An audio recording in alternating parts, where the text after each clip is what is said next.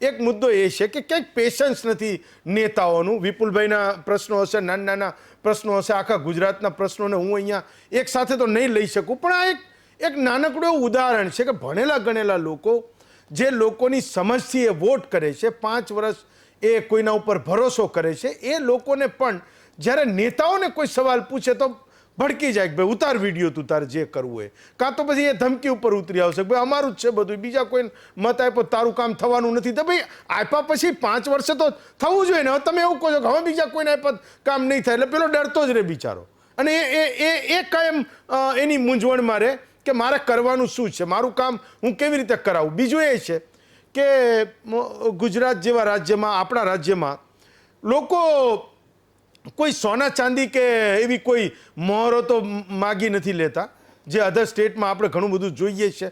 લોકો શું કરે, હું તમે બોલાવીએ તો એ અહીંયા આવીને બે હૈયા વરાળ કાઢે નેતાઓની સામે.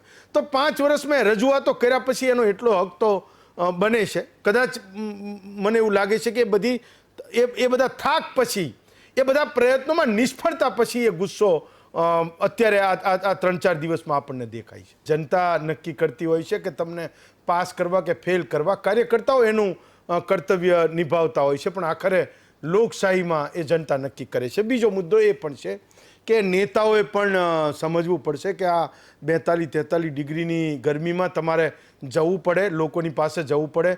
કેટલીક મુશ્કેલીઓ હશે, કેટલાકના શરીર એ પ્રકારે નહીં ઘડાયા હોય, રાધર ઘણા બધા કમ્ફર્ટ થઈ ગયા હશે કે લોકોની પાસે જવું પડે. કેટલાક એવું પણ માનતા હશે કે અમારે થોડું લોકોની પાસે જવાનું હોય. પણ આ બધાની વચ્ચે એક યથાર્થ એ છે, હકીકત એ છે, વાસ્તવિકતા એ છે કે તમારે જવું તો પડે જ. આખરે એ જ જનતા છે, એ જ માલિક છે, અને આ એનો એ ઉત્સવ છે, એ માલિકપણા એનો બતાવવાનો, એ નાગરિકોનો, મતદારોનો, જનતાનો. તો તમારે જવું તો પડે જ ને. મગજને પણ તમારે ઠંડુ તો રાખવું જ પડે.